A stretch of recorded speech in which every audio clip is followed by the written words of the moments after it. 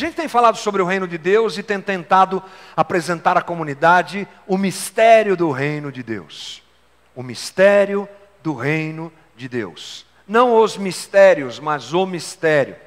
Nos lembramos que nas nossas primeiras conversas, nós abordamos a questão fundamental para a gente pensar e entender a questão do reino de Deus, que a gente chama na teologia de já, mas ainda não.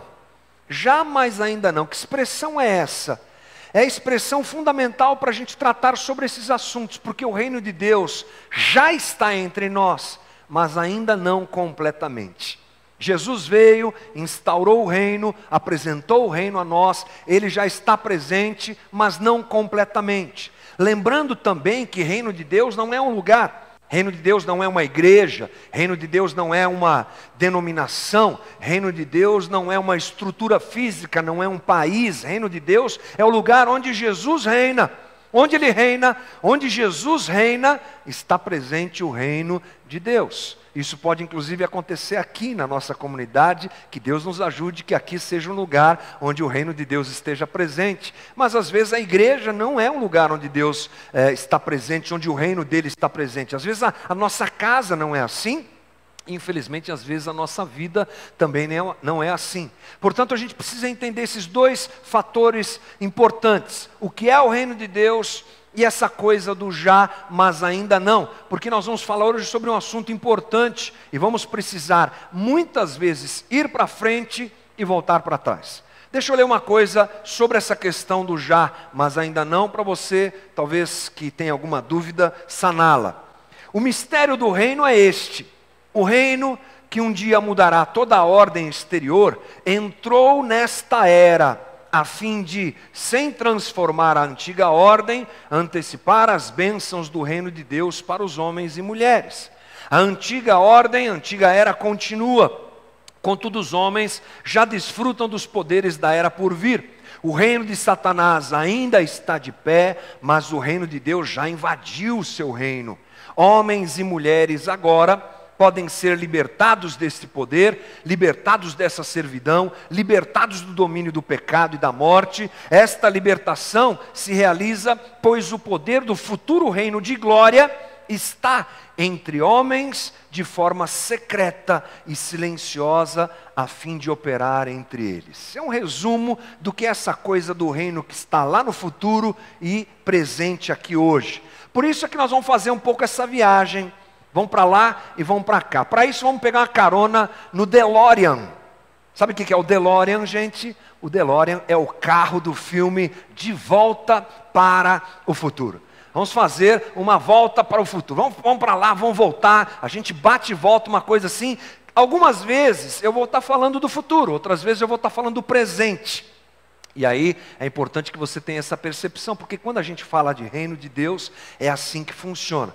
Então, vamos falar hoje sobre a vida do reino. A vida do reino de Deus. Bom, gente, todo mundo quer viver, né? Vida é uma coisa que a gente gosta. Aliás, quando você se depara com alguém que está com uma tendência suicida, é porque alguma coisa está muito errada com essa pessoa. Porque nós queremos viver, lutamos para viver. Às vezes nos apegamos a um fio, aquelas histórias de gente que você fala assim, agora vai. Não, não foi. Agora vai. Não, não foi. E fica uma luta entre a vida e a morte bonita, porque mostra, na verdade, esse desejo que a gente tem de viver, que a gente quer viver. Bacana. Nós conhecemos e experimentamos muito bem a vida física, essa que é o nosso corpo, a nossa carne e tudo mais. Mas a palavra de Deus nos mostra que existe uma vida que é muito mais viva do que essa vida física que a gente conhece. Uma vida que é muito mais profunda, uma vida que é muito mais real do que essa vida que a gente conhece. E é importante nós pensarmos sobre isso, porque reino de Deus tem a ver com isso. Reino de Deus tem a ver com vida. E que tipo de vida? Vida eterna. Ah, já sei, anjinhos, nuvens, aquela coisa do céu.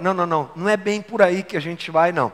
Estamos falando de uma vida eterna extremamente palpável, extremamente real. E essa vida a gente pode dizer que é a vida do reino de Deus. O tipo de vida que nos é oferecida por Deus é a vida do reino de Deus. A gente pode chamar de vida eterna ou vida do reino de Deus. A vida eterna pertence ao futuro reino de glória e à era por vir. Contudo, essa vida eterna foi disponibilizada ao homem na presente era perversa. A totalidade dessa vida a gente só vai viver lá. Pega o DeLorean e dá um pulinho lá no futuro, é lá. A gente não sabe quando, mas lá a gente vai ter uma vida eterna plena. Mas hoje nós já podemos desfrutar de algumas coisas a respeito disso. Para nós entendermos melhor, vamos dar um pulo então lá no futuro. Pegue o carro de Volta para o Futuro, vamos até o dia que Jesus vier plenamente, tomar conta de tudo.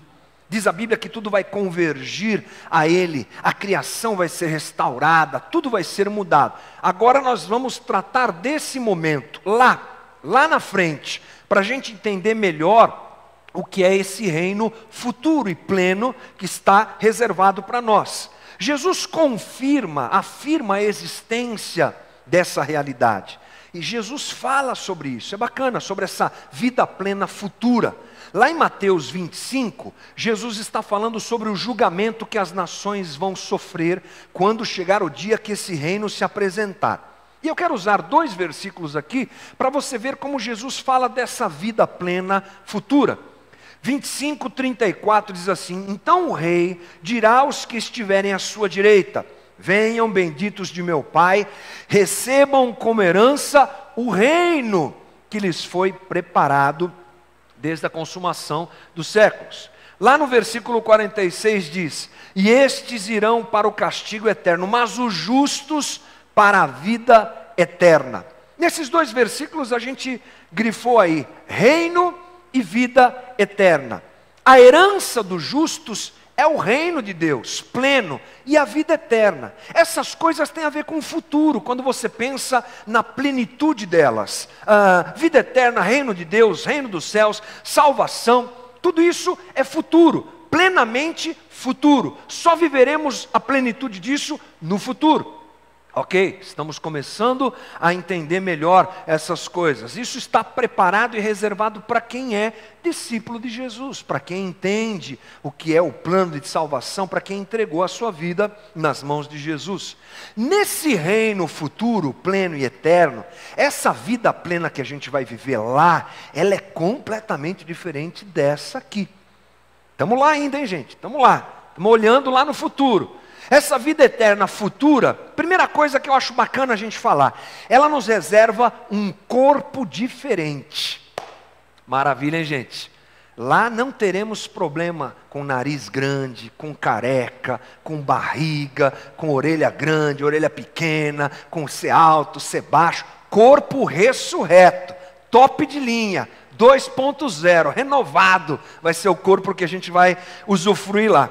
Paulo fala sobre isso, eu acho bacana a gente ler. Olha o que Paulo fala, 1 Coríntios 15, lá no versículo 50. Irmãos, eu lhes declaro que carne e sangue não podem herdar o reino de Deus. Que reino que é esse? Futuro. Nem o que é perecível pode herdar o reino imperecível. O teu corpo é perecível, irmão? Claro que é, né?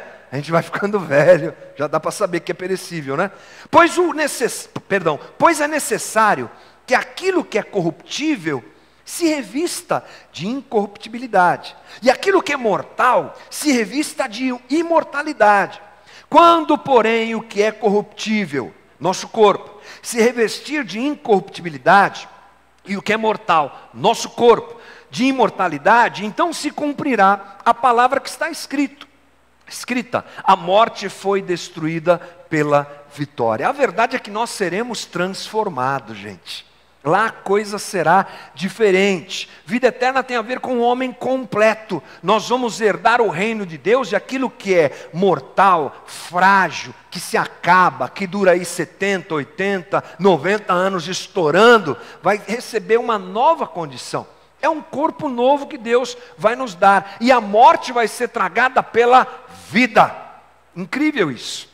Hoje a gente não tem, e nós choramos por isso, mas é a nossa realidade. Mas vamos continuar olhando lá no futuro. Primeiro, corpo ressurreto. Bacana, hein, gente? Não dá para falar muito sobre isso, mas já dá para a gente ter uma noção que o reino completo que virá e no qual nós viveremos será bem legal, vai ser bem bacana.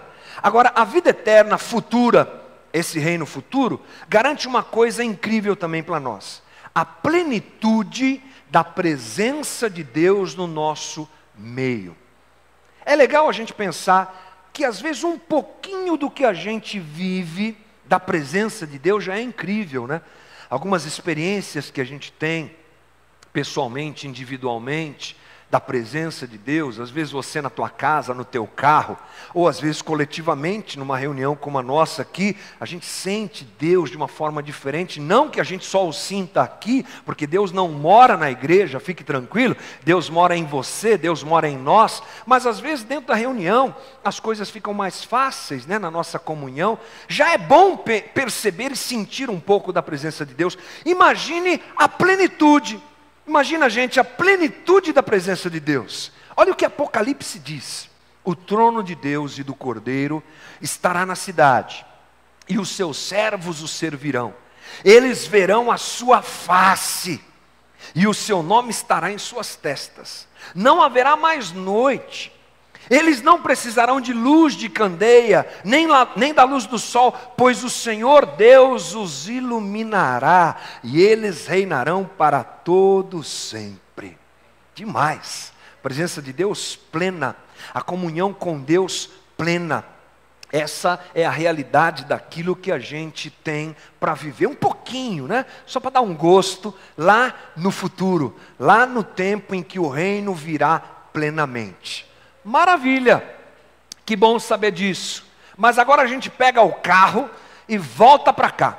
Vamos voltar para o presente. Vamos falar um pouco sobre o reino que está aqui entre a gente. Se é bacana pensar no reino futuro, e isso me enche de esperança, porque está reservado para a gente, o que é que eu faço, o que é que eu vivo, como é que funciona essa coisa do reino agora, aqui, que ainda que não plenamente, já está entre nós. Bom, a vida plena, que está reservada para nós no futuro, já está aqui também, gente. Já está aqui. Vamos falar um pouquinho sobre isso. Jesus fala alguns textos, algumas citações que ele faz, que nos dão a entender essa condição. João 10:10. O ladrão vem apenas para furtar, matar e destruir. Eu vim para que tenham vida e a tenham plenamente. João 3:36. Quem crê no Filho tem a vida eterna. Eu lhes asseguro, quem ouve a minha palavra e crê naquele que me enviou, tem a vida eterna e não será condenado, mas já passou da morte para a vida. Ou seja, a vida do reino, a vida eterna, aquela que é futura, já está aqui, gente. Nós já a podemos viver. Ela já está no nosso meio e já está à nossa disposição. George Eldon Ladd diz assim: de alguma forma, a vida da era por vir veio até nós aqui, agora, enquanto ainda estamos em nosso corpo mortal, vivendo nesta era perversa. Ainda que limitados, ainda que com um corpo que não é eterno, mas corruptível, ainda em meio a tanta tragédia, mal, tanta coisa errada, de alguma maneira, o reino já veio.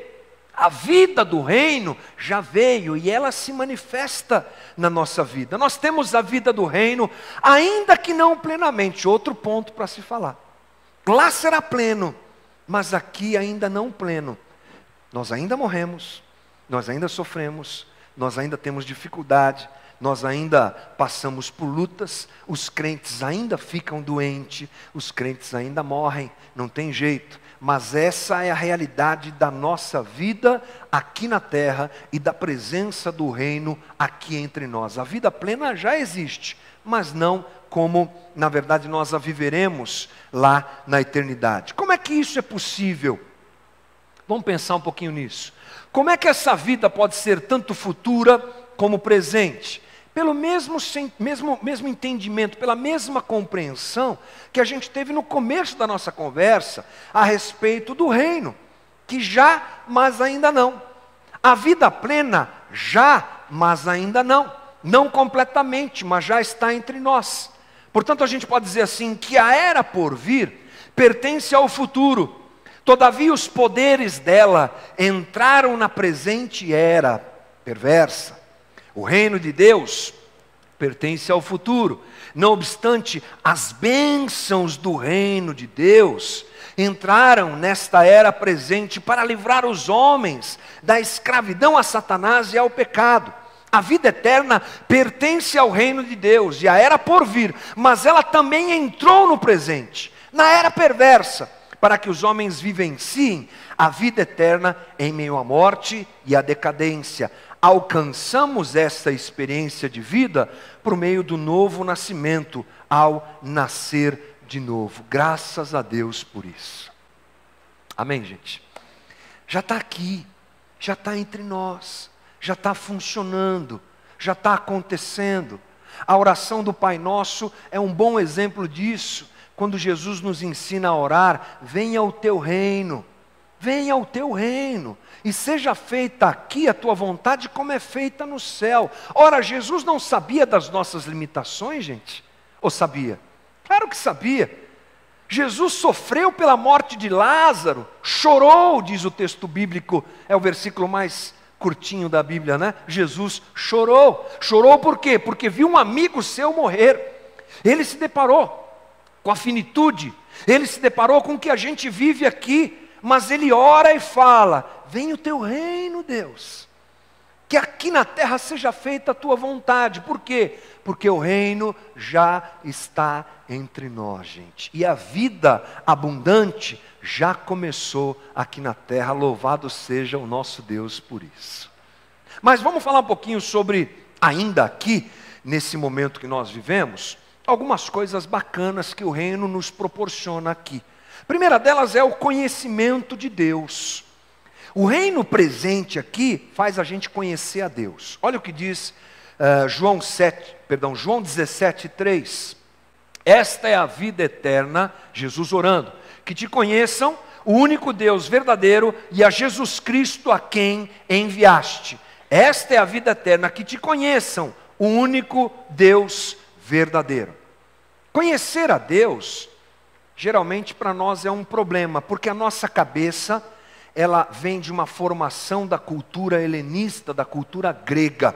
A nossa herança cultural ocidental é grega, gente. E para a gente, conhecer é ter entendimento de alguma coisa. O que é que você conhece? Eu conheço aquilo que eu li, aquilo que eu vi, aquilo que eu, de alguma maneira, tive contato e pude entender. Mas no contexto bíblico, conhecer não é isso não, gente. Conhecer é se aproximar, ter relação, ter entendimento, ter proximidade. Tipo assim, em alguns textos bíblicos do Velho Testamento, quando eles vão descrever relação sexual, a palavra usada lá é conhecer. Fulano conheceu a mulher. Conheceu, tipo assim, prazer, como é que vai, tudo bem? Não, transou com ela, teve uma relação com ela. Olha que coisa interessante, teve intimidade, teve proximidade, não é? Conheceu profundamente. Essa é a ideia do conhecimento quando a gente pensa nessa coisa de forma bíblica. Conhecer a Deus, portanto, não é saber um monte de versículos, né, gente? Não é fazer um curso teológico e ter explicações teológicas sobre Deus, ainda que acho isso extremamente importante e necessário. Não é saber o ritual de algumas religiões, de alguma igreja. Não, isso não é conhecer Deus. Eu não te conheço por pegar um resumo da tua vida, né? E ler esse resumo, nasceu dia tal, fez isso, fez aquilo, não te conheço. Eu sei basicamente quem você é, mas não te conheço. E Deus também, nesse aspecto, é assim que a coisa funciona. Nós conhecemos Deus quando nos relacionamos com Ele, verdadeiramente, profundamente. Então, no reino eterno, nós o conheceremos perfeitamente. Vamos pegar o carro, vamos de novo lá para o reino eterno. Lá a gente conhecerá Ele perfeitamente. Olha o que diz Apocalipse. O trono de Deus e do Cordeiro estará na cidade, e os seus servos o servirão, e eles verão a sua face, e o seu nome estará nas suas testas. Aliás, a gente já leu isso, né? Ou seja, lá a gente vai conhecer Deus profundamente. Agora, aqui, não. Mas o processo já começou. O reino presente possibilita a gente a conhecer Deus. A vida eterna Quer dizer que Deus se tornou nosso Deus e que agora já se iniciou o processo de nós sermos o seu povo. Então a gente já pode conhecer a Deus, não plenamente, mas já podemos, já temos acesso a conhecê-lo. Jeremias, falando sobre o reino que virá, diz sobre essa plenitude lá do futuro, que eu acho que vale a pena a gente ler. Diz assim: ninguém mais ensinará ao seu próximo, nem ao seu irmão, dizendo, conheça ao Senhor, porque todos eles me conhecerão. Está falando do futuro, gente, desde o menor até o maior. Diz o Senhor, porque eu lhes perdoarei a maldade e não me lembrarei dos seus pecados. Lá no futuro, gente, vai ser incrível. A gente não vai ter pastor pregando. Não vai ser legal, gente? Que incrível. Aula de escola dominical, não vai ter. Domingo de manhã não vai ter aula de escola dominical. Lá a gente vai conhecer a Deus, porque a gente vai estar face a face com Deus. E Jeremias diz aqui uma coisa interessante, né? Todos eles me conhecerão, desde o menor até o maior. Show de bola! Incrível, plenitude de conhecimento. A gente não vai ter que ficar tanto estudando a Bíblia, aquela coisa toda. Mas, hoje, a nossa realidade não é essa. Pega o carro e volta para cá. Qual que é a nossa realidade hoje? A gente conhece Deus, mas não plenamente. E precisamos nos esforçar em conhecê-lo. Oséias nos diz isso, para a gente conhecer a Deus. A gente precisa conhecer a Deus de uma forma técnica, vamos chamar assim, que faz parte, mas principalmente vivencial, principalmente relacional. O detalhe é que hoje a gente não conhece Deus e ninguém conhece Deus. Ninguém. Quem jamais conheceu a mente do Senhor, diz o apóstolo Paulo lá em Romanos. Quem? Quem é que conhece a mente do Senhor? Ninguém. Mas Deus permite a gente atingir um certo conhecimento. O reino hoje, o reino agora nos permite isso. Então a gente pode dizer que Deus nos permite atingir, e aqui agora, algo do conhecimento da verdade divina. Contudo, esse conhecimento, na melhor das hipóteses, é parcial e incompleto. Mas assim mesmo é real. Esse conhecimento, embora imperfeito, é a maior e mais maravilhosa realidade da vida, pois a verdade de Deus leva os homens à comunhão com Ele. Deus permite que a gente o conheça. Não plenamente, mas que a gente o conheça. Bom, qual é o detalhe a respeito disso? É que se nós não temos o conhecimento completo de Deus, a gente precisa tomar cuidado com esse aspecto hoje aqui. Porque se ninguém conhece Deus perfeitamente, nunca haverá unanimidade nas coisas que se referem a Deus. Nunca haverá unanimidade. Alguns assuntos fecham, outros assuntos não fecham. Nunca haverá concordância completa. As linhas teológicas diferentes a respeito de Deus vão continuar existindo aqui na terra. Não tem jeito. Calvinista, pensando na predestinação. Arminiano, pensando no livre-arbítrio. Não é? Pessoal do pentecostalismo, pessoal do pentecostal, que é o pessoal do fogo, dos dons, das línguas, das profecias, acreditam assim, creem assim, vivem assim a sua fé e a sua espiritualidade. Mas já tem o pessoal reformado, que já é mais tranquilo, que quer conhecer mais a Bíblia e até tem alguma certa dificuldade com essa coisa dos dons. Ou seja, essa diversidade de pensamentos a respeito de Deus está presente na vida da gente, não está? E vai continuar, porque é assim. Aqui na terra é assim. Eu quero conhecer Deus mais plenamente, ninguém o conhece e ninguém o conhecerá aqui, só lá na glória. Só lá no reino eterno de Deus. E o que isso quer dizer?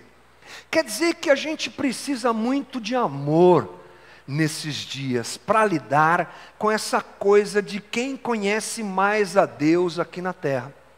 Muito amor a gente precisa, de muito amor, porque os assuntos não fecham e a gente vai se debater com questões que não são definitivas e que só vão ser resolvidas no céu, não é? Coisas que a gente só vai poder sentar lá com Deus e falar, Senhor, dá para me explicar essa questão aqui? Tipo assim, procurar Paulo e perguntar assim: Paulo, você falou sobre esse negócio de mulher ser submissa, como é que funciona esse negócio aqui? É porque você não era casado, né? Ah, entendi que você falou isso daí, porque é difícil, lá foi duro, viu? Essas coisas que a gente não entende bem como é que funciona hoje, a gente só vai ter o resultado delas no futuro. Como é que a gente lida com isso hoje, gente? Amor. Amor. Olha só, 1 Coríntios 13, lembra desse texto? Paulo escreveu 1 Coríntios 13, que é um texto que fala sobre amor, na minha opinião, o texto mais bonito e completo a respeito do amor. Não foi escrito pelo Renato Russo, foi por Paulo, né, apesar dele ter gravado isso daqui. Mas diz assim no versículo 9: pois em parte conhecemos e em parte profetizamos. Quando porém vier o que é perfeito, o que é imperfeito desaparecerá. Agora, pois, vemos apenas um reflexo obscuro, como em espelho, mas então veremos face a face. Agora conheço em parte, então conhecerei plenamente da mesma forma como sou plenamente conhecido. Assim permanecem agora esses três: a fé, a esperança e o amor, e o maior deles, porém, é quem, irmão? O amor. Ou seja, aqui hoje a gente vai ter dificuldade de conhecer a Deus plenamente. E a nossa apologética, a palavra apologética quer dizer defesa da fé, ela precisa ser feita sempre com amor, dirigida pelo amor. Isso não quer dizer que a gente não tenha que denunciar os absurdos que são feitos em nome de Jesus. Esses daí a gente precisa denunciar. Tipo assim, camisa do boiadeiro manchada de sangue, curando gente, não está dando para aguentar essas coisas não, gente. Estão trocando o sangue de Jesus pelo sangue do pastor. Isso não está certo, gente.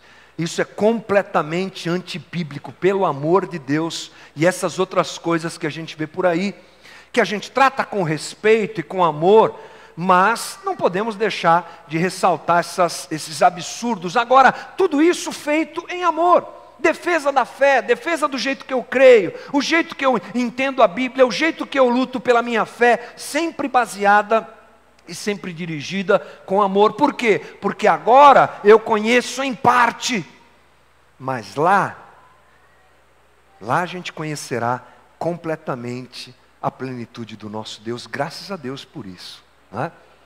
Segunda coisa que eu acho bacana a gente pensar sobre esse momento do reino agora, aqui, sabe o que é, gente? É que o Espírito Santo de Deus habita em nós. O Espírito de Deus habita em você, meu irmão. A cara de vocês não me anima nem um pouco. Tipo assim, e daí? Gente, é o Espírito Santo. Sou casa, sou morada de Deus, lugar de Deus.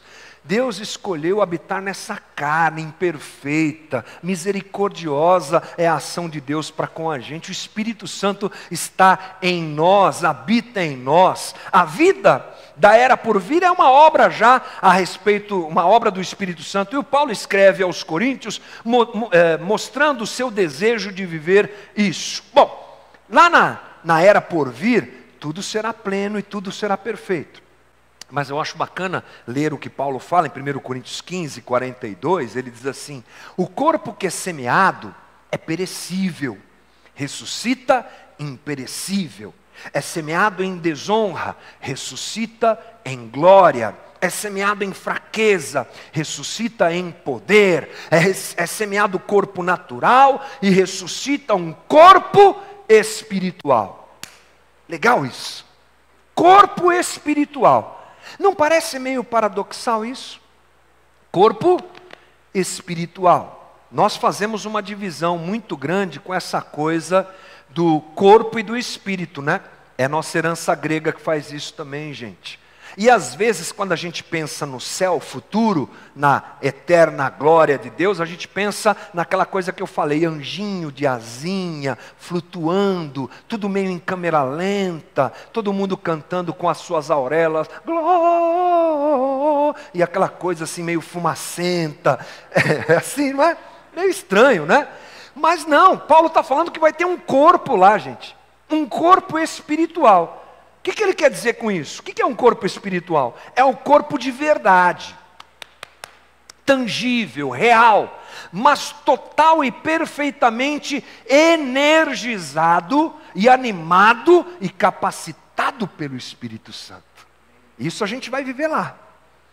Corpo glorificado, corpo espiritual. Beleza, mas e aqui hoje?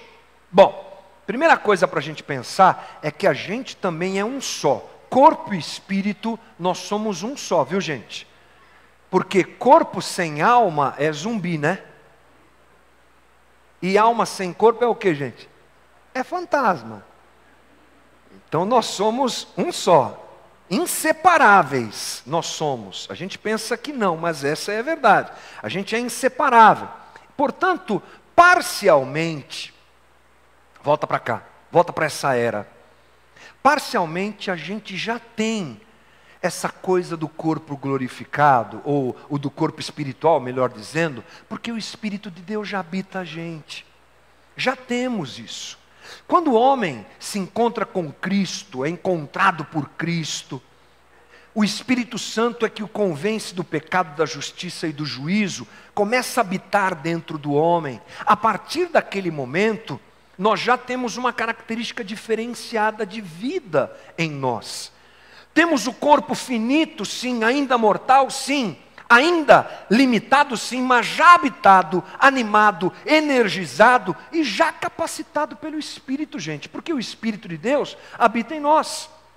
O Espírito de Deus já está presente em nós, então de alguma maneira isso já acontece. Mistério do reino. Já temos em parte aquilo que nós vamos viver plenamente no futuro. Então, graças a Deus, porque o Espírito de Deus habita em nós. Mas a presença do Espírito, ela é um outro sinal incrível para a gente. É o sinal de que o reino virá completamente para nós, e nós o viveremos. Sabia disso? O fato do Espírito de Deus estar aqui agora, habitando a nossa vida, é um sinal. Mas não é um sinal assim, imagina uma placa, não é esse tipo de sinal. É um sinal, é uma garantia, é um penhor, é isso que eu estou falando. É disso que a Bíblia fala, de que o reino virá.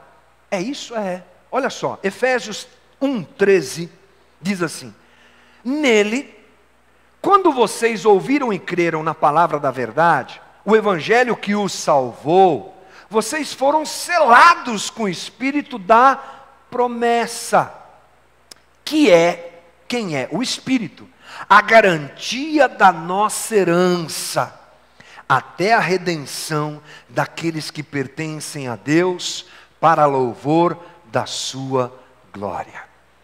Que herança é essa? É a plenitude de vida que virá. Essa é a herança que a gente espera. Lembrou? Que a gente pegou o carro e foi até lá? Então, aquela glória, aquela herança, aquele reino completo, é chamado aqui por Paulo de herança. É isso que ele está dizendo. Essa plenitude, tanto corporal como tudo mais. O reino virá, mas hoje a gente tem esse sinal através da própria presença do Espírito. Então, Deus não nos deu somente a promessa, mas Ele nos deu o seu Espírito como penhor da promessa. Sabe o que é penhor, gente? Sabe o que é? Vou ler aqui para você. Meio chato isso aqui, mas é bom. Penhor é o conceito jurídico que significa uma garantia real de uma obrigação, consistindo em uma garantia no caso de débito. Também pode ser um sinônimo de garantia ou segurança. Penhor é o pagamento inicial. É a entrada. É muito mais que uma garantia, é uma posse parcial, porém real. Deus já deu a entrada, irmão. Deus já deixou o penhor, a garantia de que o reino virá. E essa garantia é o Espírito Santo que habita em cada um de nós. Tipo assim, quando você vai comprar uma casa, não adianta você levar amigos lá e dizer, fala para ele aí, o amigo, fala para o dono da casa que eu vou pagar, para ele me dar a chave da casa para eu entrar na casa. Não tem isso, gente. O negócio é assim, é você dar uma entrada, né? Ainda que você não tenha o dinheiro completo, você deu a entrada, você já pode tomar posse da casa, é o penhor, é a garantia. Então nós estamos esperando a plenitude do reino, mas a entrada já foi dada. A entrada de que nós viveremos nesse reino futuro é o Espírito Santo que habita cada um de nós. Chegará um dia, o dia da plenitude chegará, mas a gente já tem a certeza e a convicção, justamente porque o Espírito de Deus está entre nós. A gente pode dizer então, que a habitação do Espírito em nosso interior é a entrada dessa vida que um dia vivenciaremos em sua plenitude. O novo nascimento é o início parcial, mas real, da vida da era por vir. Isso quer dizer que já temos em nosso interior a vida do céu. Já temos em nosso interior a vida do céu. Aqui eu não fico falando assim, vire para o seu irmão, fale isso, vire para o seu irmão, fale aquilo. Não gosto muito dessa dinâmica não. Mas eu queria pedir para você dizer assim, eu já tenho.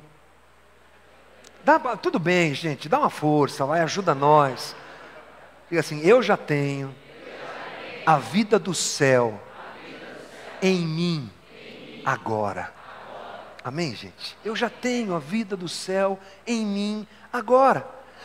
Então a gente tem que pensar não como na vida eterna, no reino, não só lá, gente, mas já está funcionando, entendeu?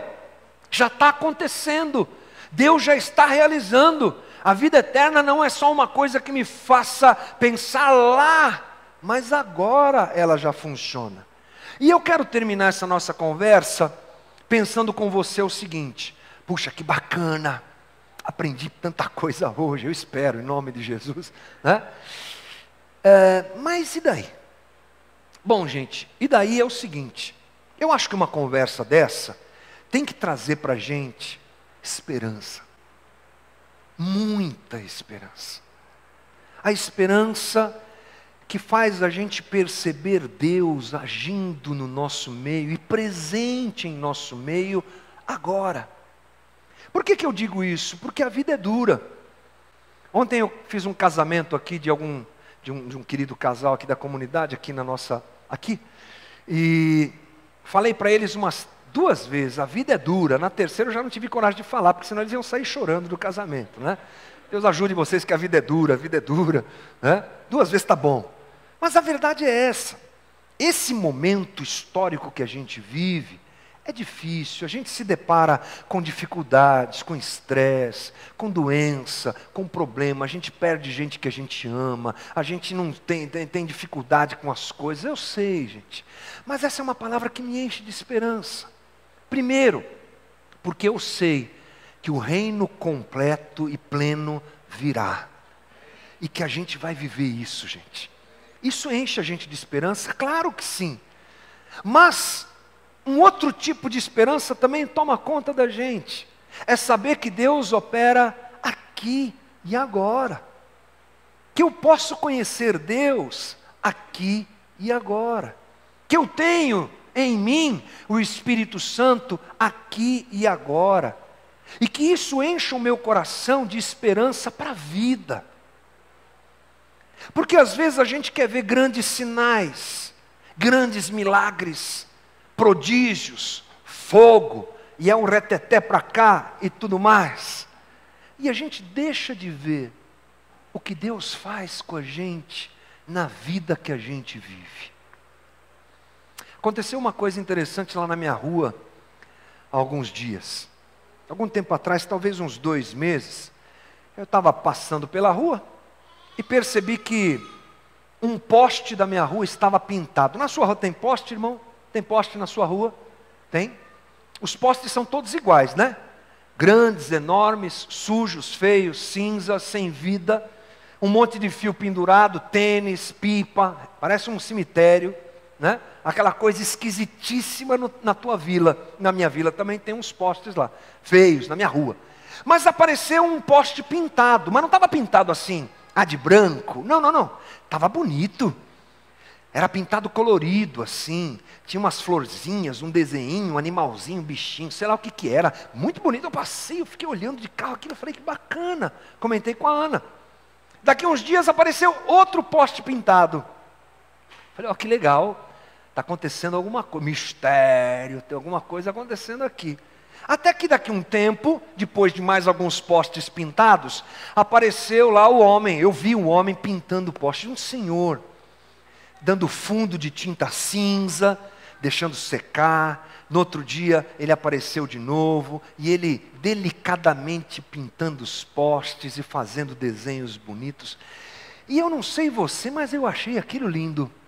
Era quase uma Mona Lisa na minha frente, aqueles postes pintados assim. Eu achei que embelezou demais a rua. É claro que tem gente que não percebe isso, tem gente que gosta de coisas mais opulentas, né? Obras mais faraônicas, coisas maiores, mais bonitas, mas um poste pintado para mim já cai muito bem, gente. Depois que ele acabou de pintar todos os postes da rua, eu achei que minha rua ficou mais bonita. Se eu tiver que vender minha casa agora vai ser mais cara, porque tem poste pintado na minha rua. Está bonito demais. Às vezes a gente não enxerga a beleza em coisas pequenas.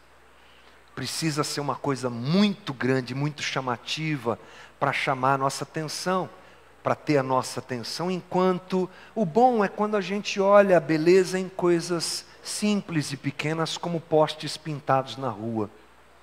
E às vezes Deus faz tanto de coisa bonita na vida da gente. Às vezes não é do jeito que a gente quer, grande, poderoso, fogo do céu, milagre. Mas é milagre. É ação, é ressurreição, é cura, é a gente acordar todo dia. Desculpa, se você acha que isso é normal, eu não acho. É a gente ter alguém para a gente beijar e chamar de amor. É a gente ter os nossos filhos no nosso dia a dia. É a gente ter uma comunidade como essa que Deus nos deu a alegria de estar junto aqui. Gente, vocês não sabem o quanto isso para mim é poste pintado, entendeu? É lindo isso aqui, é lindo para mim. A gente está vivendo junto esse novo momento. E a gente às vezes vai jogando essas coisas fora e esquece que o Espírito de Deus está aqui. Que a gente pode conhecer Deus, que Ele habita na vida da gente. Então, meu pedido hoje para você, eu encerro essa reflexão de hoje pedindo para você. Abra os teus olhos para o reino que já está aqui, meu irmão. Abra os teus olhos para a graça de Deus que já está aqui, meu irmão. Abra os teus olhos para perceber as nuances de misericórdia que nos alcançam todo dia, meu querido. Abra os teus olhos para ver o amor de Deus operando e graciosamente nos alcançando todos os dias, porque o reino de Deus já está entre nós. E que a gente não se esqueça disso, em nome de Jesus. Quero te convidar a ficar de pé comigo e a orar.